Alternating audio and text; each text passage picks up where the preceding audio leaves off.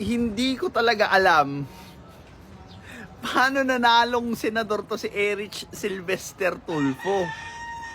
Sabi dito, iikot na lang ba ang mundo natin sa flood control?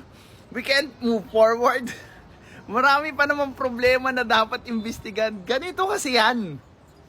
Kaya walang natatapos na problema ang Pilipino because hindi pa tapos, hindi pa na-identify yung problema, nagbo-move forward na tayo.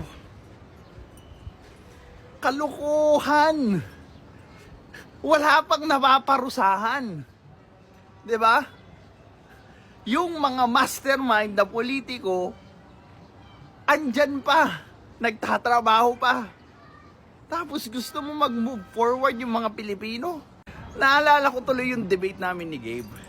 3 days pa lang, ayaw niya ng pag-usapan yung supposed to be panalong debate niya.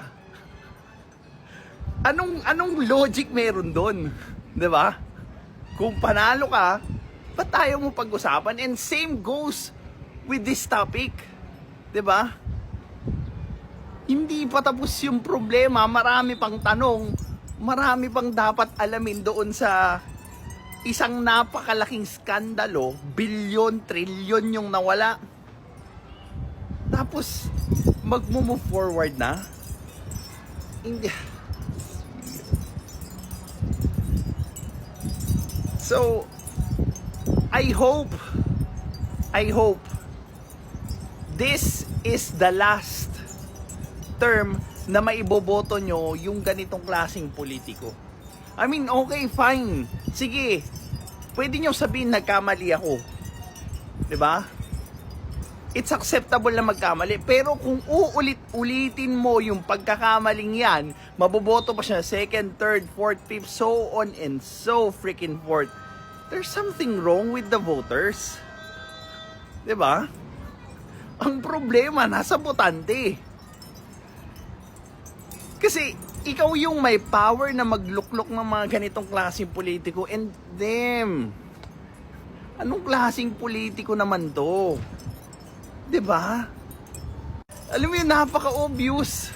Ay, wag na natin pag-usapan yung problema kasi, baka may mabanggit pang pangalan or detalye na maikakapahamak doon sa pinoprotektahan ko eh. Ang klase naman yan. Napaka-obvious. May gulay. Gising Pilipinas. This is Pinoy Extreme. Have a good day. This is Pinoy Extreme.